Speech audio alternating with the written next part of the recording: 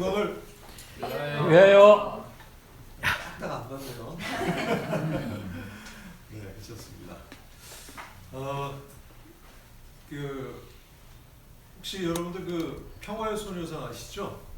예, 평화의 소녀상 우리나라에 지금 현재 한 150개 정도 이미 설치가 됐고, 그리고 2011년부터 이제 그 일본 대사관 앞에서부터 이제 설치하기 시작해서 됐고 지금 해외에도 거의 한 40개 정도 이렇게 설치가 됐습니다.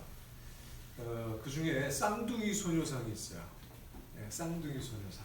소녀상 두 개가 이렇게 딱 세워져 있는 거죠. 유일하게 하나가 있습니다. 그 쌍둥이 소녀상. 그게 어디에 설치되어 있는지 아십니까? 어디에 설치되어 있는지 아세요? 파주에 있습니다. 파주 임진강에 설치가 되어 있어요. 왜 그렇게 두 개를 설치해 놨을까요? 왜? 외로울까봐? 왜 설치했을까? 하나는 우리가 통일이 되면 그 소녀상을 북한에 보내려고 두 개를 설치한 거예요.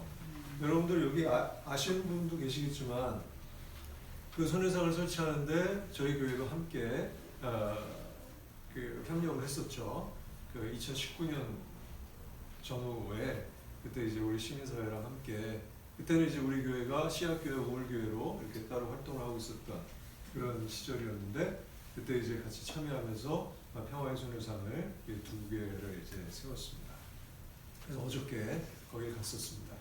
그랬었는데 내용을 잘 모르시는 분들도 많고 그런 상황이고 외국인들이 무지 많이 돌아다니는데 도대체 여기서 뭐 하나 저건 뭔가 막 이렇게 물어보는 사람들이 있어서 이렇게 또 설명을 하는 그런 개인 개별적으로 그런 일도 있었습니다. 그래서 근데 어저께 그 거기에 참여했었던 분들 중에 오셨던 분들 중에 역지간지라는 청소년들이 있었어요. 역지간지가 뭐냐면 운정 청소년 문화센터에서 활동하는 역사 동아리 청소년들 역사 동아리예요. 근데 그 아이들이 와가지고 같이 이제 참여하고 같이 또 진행도 했는데 너무 이쁜 거예요, 애들이. 네, 그렇게 활동을 하는 모습이.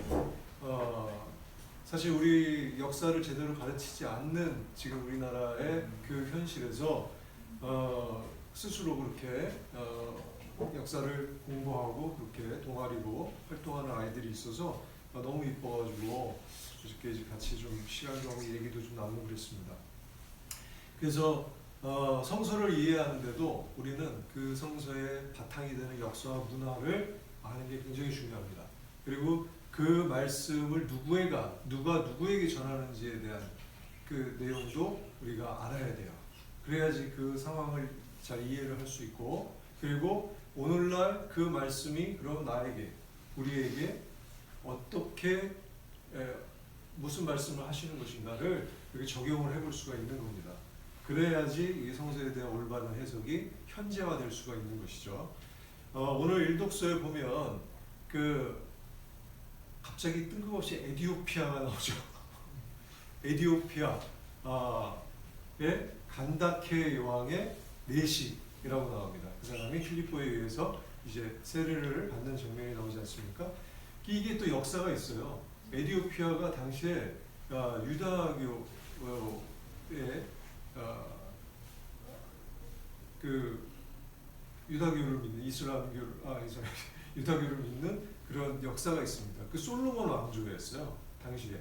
왜냐하면 여러분 열왕기에 보면 솔로몬이 그 지혜로운 왕으로 이제 소문이 나면서 시바의 여왕이 남쪽 나라의 여왕이 와서 이렇게 뭐 금이고 뭐고 바리바리 쌓아갖고 와서 만났다 이 얘기가 있지 않습니까? 그런데 거기에 보면 그러면 과연 그 솔로몬과 그 시바의 여왕이 와서 그 시바가 어디냐면은 지금의 이스라엘 팔레스타인 남부 지역의 예멘 지역이에요. 거기에 이제 여왕이 와서 이제 만나는 거예요. 만났는데 만나서 아무 일도 없었을까요? 네. 아이를 그게 이제 탈무드라든가 이제 야사에 나와요. 야사에.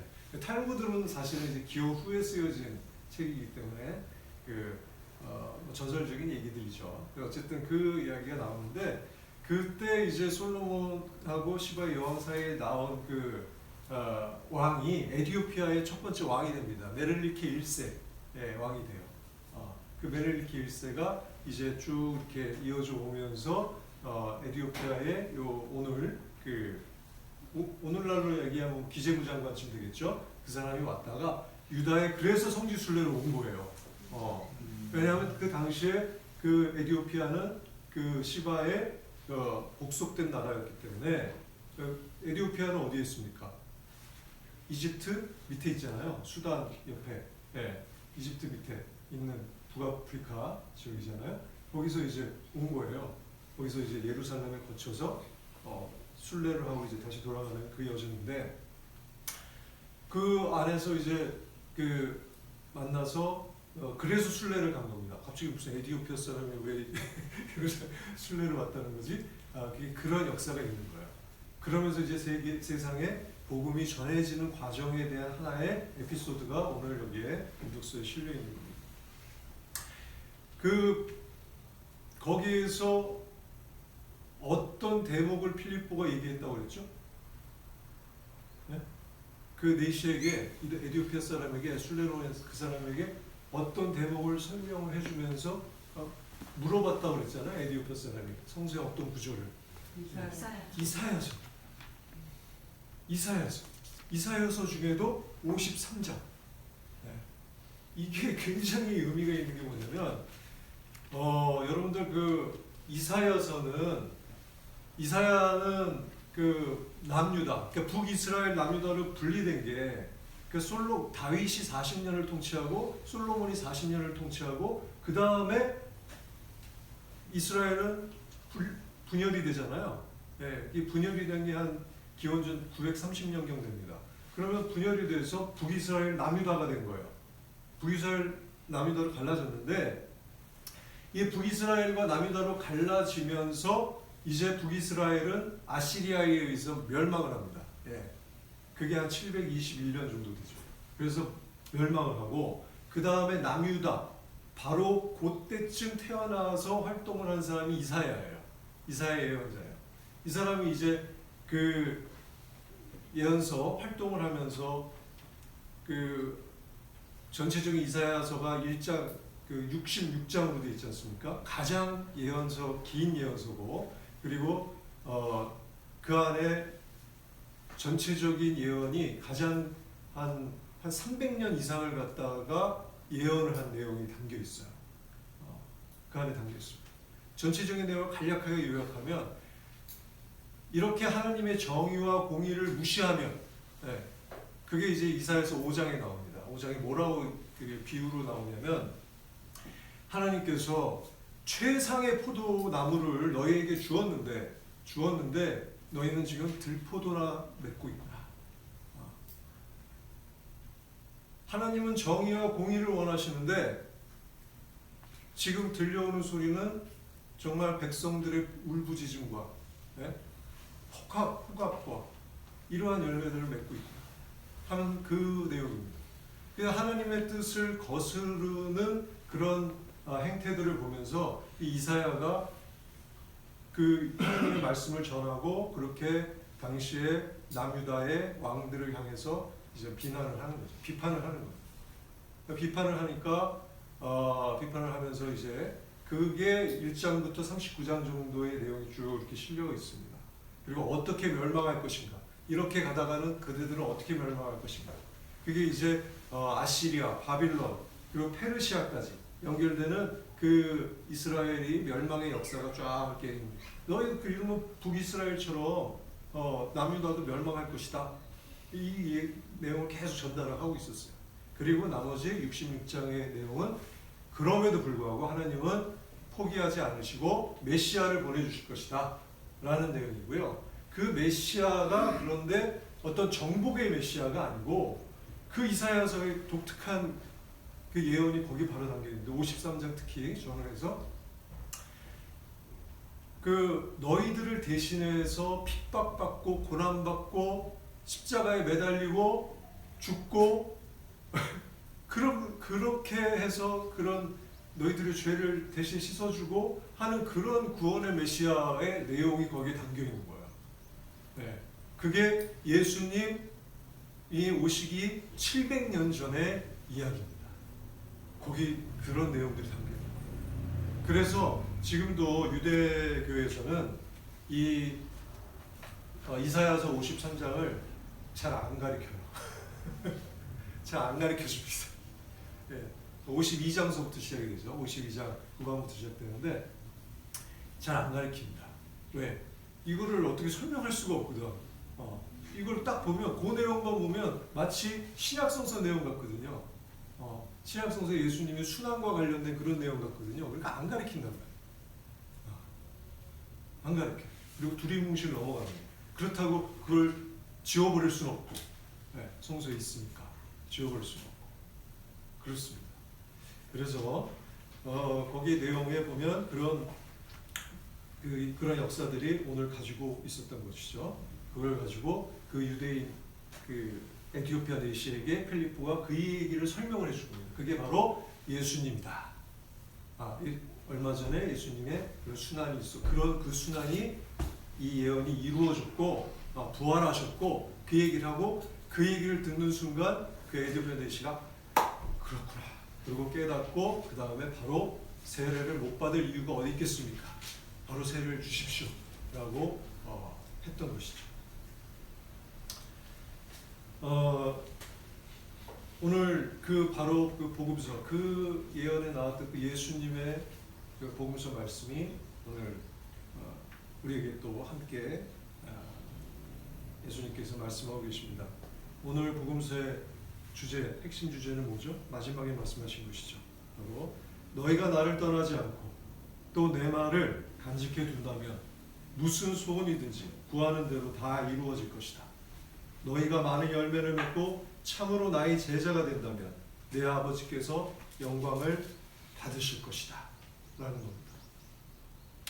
여기서 내 말을 잘 간직해 둔다면 무슨 소원이든지 다 구하는 대로 이루어질 것이다. 요것만 딱 띄어가지고 얘기하면, 딱 띄어가지고 이렇게 싹 얘기하면 어떻게 이용할 수 있을까요? 이거 가지고 이용하는 사람들도 많습니다. 그죠? 그 말씀을 잘 간직하고 이렇게 하면서 하면은 기도하면은 무슨 소원이든지 다 이루어질 거래 하면서 그걸 가지고 사람들을 얼마든지 현혹할 수 있죠. 실제로 그렇게 사기치는 놈들이 많습니다. 절대 속으시면 안 됩니다. 그 앞에는 뭐가 있습니까? 나를 떠나지 않고 예수님과 연결되어 있는 상태에서 맺어지는 그 열매 가운데서 기도도 바로 그 연장선에서 맺어지는 기도인 거예요. 그냥 자기의 이기심과 자기의 어떤 이익을 위해서 구하는 그 기도를 얘기하시는 게 아니라는 거죠. 여러분들도 아마 예수님의 말씀을 잘 간직하고 또 그분의 사랑을 느끼면서 늘 그렇게 감사하면서 살아가시는 분들이라면 여러분들 입에서 나오는 기도는 내용이 다를 겁니다. 그냥 다른 종교에서 비나이다 하는 그런 내용의 기도하고는 차원이 다른 기도가 여러분들 입에서 흘러나올 것입니다. 그리고 그것이 여러분들의 삶을 또 하나님과 일치되는 삶으로 더 풍요롭게 아름답게 해줄 것이고 그것이 또 하나님께 영광을 드리는 길이 되겠죠. 여기서 말씀하시는 열매, 성서에서는 그 열매를 뭐라고 그러죠? 예수님께 연결돼서 포도나무이신 예수님께 우리가 가지로서 연결돼서 맺어지는 그 열매를 우리 성서에서는 뭐라고 얘기합니까? 우리 제자들 무슨 열매라고 그럽니까?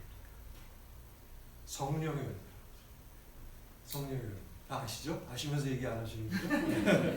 잘 알고 있습니다. 여러분들이 모르실 리가 없죠. 성령의 열매를 가지고 얘기하는 거죠. 성령의 열매, 9가지 열매. 뭐죠? 자, 사랑, 기쁨, 평화, 인내, 친절, 선행, 진실, 온유, 절제. 그죠? 이 9가지 열매. 이 9가지 열매를 잘 생각을 해보면 예수님의 성품이에요. 우리는 예수님을 닮아가는 겁니다. 구체적으로 그런 열매를 맺어감으로써 우리가 예수님을 닮아가는 거예요. 그게 오늘 또 복음서에서 요한 1서에서 얘기하시는 거예요. 우리가 예수 그리스도를 그렇게 닮아갑니다. 예수가 되어가는 겁니다. 우리가 그런 과정인 거예요. 그 열매를 맺는 거예요. 그럼 그 9가지 열매 중에 가장 원형이 되는 핵심의 열매가 뭡니까? 사랑인 거죠. 사랑. 오늘 이 예배까지 우리 입당성가부터 해서 쭉 나오는데 지금 사랑 노래 이게 우리 찬송이고 뭐고 지금 사랑 제가 세다가 못 셌어요. 무지하게 네? 그죠? 사랑이 예수님도 다 사랑으로 얘기를 하시죠. 그래서 이사야가 그렇게 이사야 예언자가 저 하나님의 정의와 공의를 그렇게 설파했던 그 이사야 예언자가 저 목숨까지 바쳤죠. 이사야 예언자 어떻게 죽었는지 아십니까?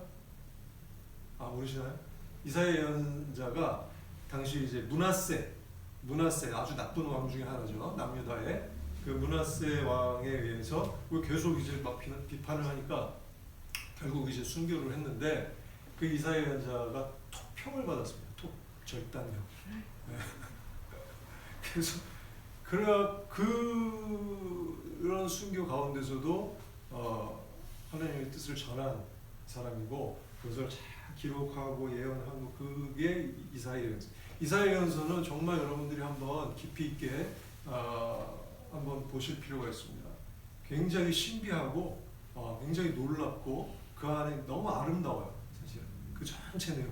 그리고 그 하나님의 정의와 공의를 외치는 그 핵심에는 하나님의 애끓는 사랑이 담겨 있습니다.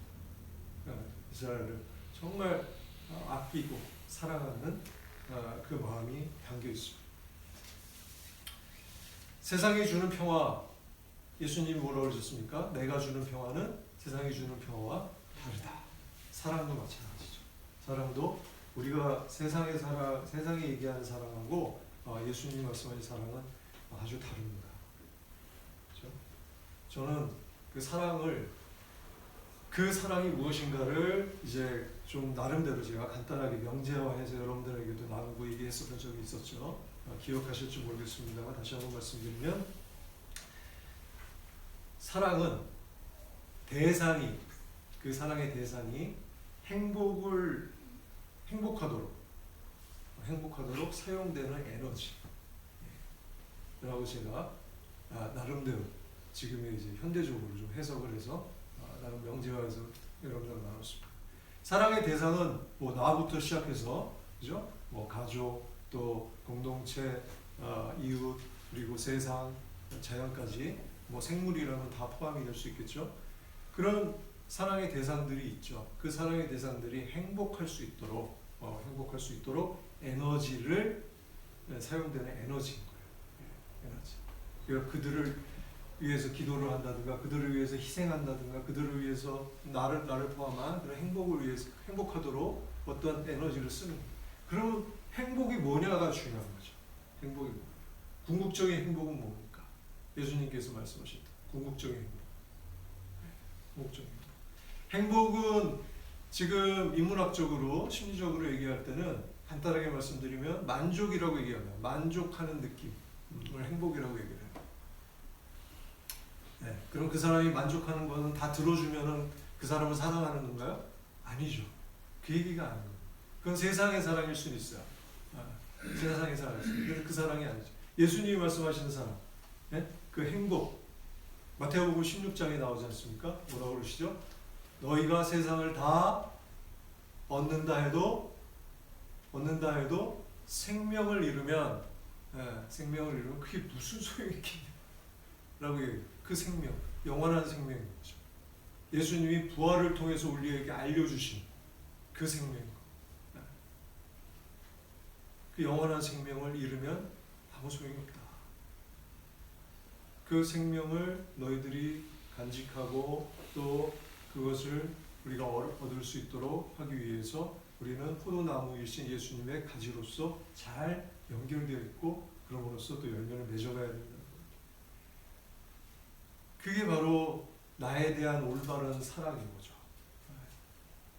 궁극적으로 거기서부터 다 나머지들도 비롯된 거죠. 그러니까 나를 사랑한다는 것도 그 예수님의 사랑 안에서 우리가 연결되어 있음으로 올바른 사랑을 할 수 있는 것이고, 자녀에 대한 사랑도 그로부터 나와야 되는 거고, 또 세상을 살아가는 것도 그렇게 해야 되는 겁니다. 우리가 여러분들 워낙 이 세상에 가짜 교회들이 너무 많아서 예를 들어서 정광훈이라든가 이런 사람들이 이제 막 얘기하고 주장하고 막 이런 것들에 대해서 상식적인 많은 사람들이 비난하고 비판을 하죠. 그죠? 왜 그럴까요? 그 사람들이 성서 공부를 안 해서 그럴까요? 전도를 안 해서 그럴까요? 왜 그럴까요? 왜 상식적인 사람들의 많은 대한민국 국민들이 그런 사람들을 갖다 손가락질할까요? 그런 교회들을. 그 안에 뭐가 없기 때문에? 사랑이 없어요. 진정한 사랑이 그 안에 느껴지지 않기 때문에 그것은 그냥 맛을 잃은 소금이 되어버리는 겁니다. 그냥 비난이 되는 거예요. 한순간에 개독교 소리를 듣게 되는 거죠. 우리가 정의를, 이 대통령이라는 자리도 마찬가지죠. 대통령이라는 자리는 국민을 사랑하기 위한 자리입니다. 사랑해야 되는 자리예요. 그렇지 않습니까?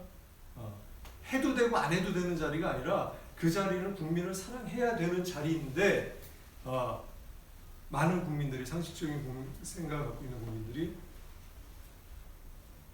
그만둬야 된다라고 하는 이유가 뭡니까? 국민에 대한 사랑이, 정말 이 나라에 대한 올바른 사랑이 느껴지지 않기 때문에, 그냥 자기 보조,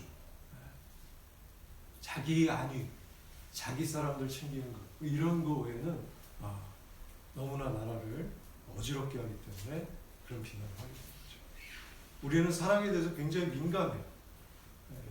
굉장히 민감합니다. 어떤 자녀를 훈육함에 있어서도 마찬가지입니다. 자녀들에 대한 관계도, 가족과의 관계에서도 그것이 사랑이 담겨있고 안 담겨있고를 본능적으로 알아요. 본능적으로. 그래서 우리 교회도 마찬가지로 그런 하나님의 사랑 안에서 살아갈 수 있도록 늘 예수님 안에 머물러 있어야 한다는 것을 말씀드립니다. 우리 크리스찬으로서 가장 먼저 해야 될 것이 뭘까요? 크리스찬으로서 가장 먼저 해야 될 것. 네? 사랑하는 겁니다. 사랑하는 것.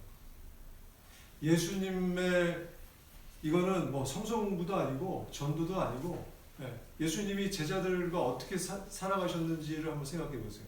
예수님이 당시에 무슨 토라를 제자들하고 일주일에 한두 번씩 모여가지고 우리 토라를 공부하자, 연구하자, 그렇게 하셨습니까? 예수님은 그냥 제자들을 사랑하셨어요.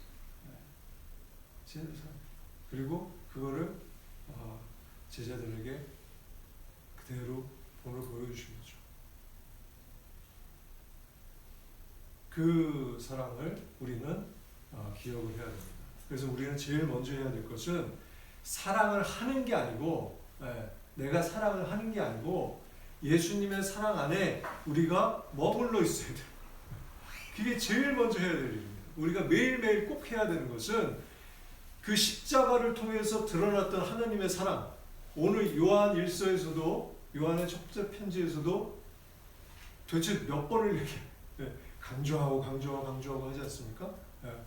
하나님은 사랑이십니다. 그 십자가에 드러난 하나님의 사랑을 우리가 기억하는 거예요.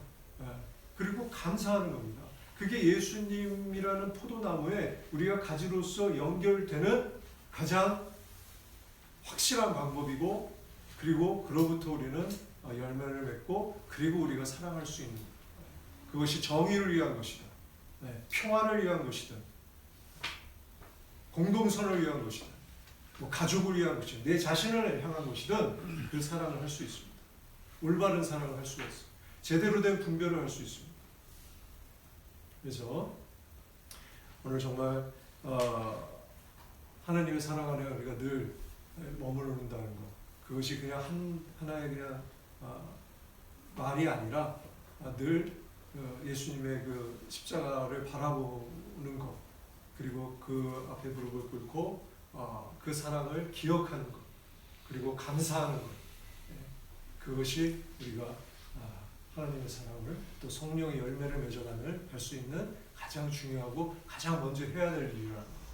그리고 우리는 사랑해야죠. 그리고 사랑해야 합니다. 우리가 할 수 있는 사랑을 이제 우리 매일의 삶 가운데서 실천을 해나가는 것이 바로 우리 그리스도인의 삶이고, 그럼으로써 우리는 하나님께 영광을, 오늘 말씀처럼 영광을 드릴 수 있는 그런 존재가 되는 거예요. 하나님께 영광을 드릴 수 있는 존재.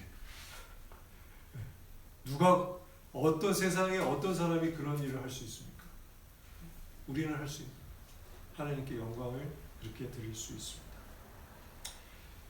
아버지 하나님, 당신의 나라가 이 땅에 오게 하시고 아버지의 뜻이 이루어지게 하소서.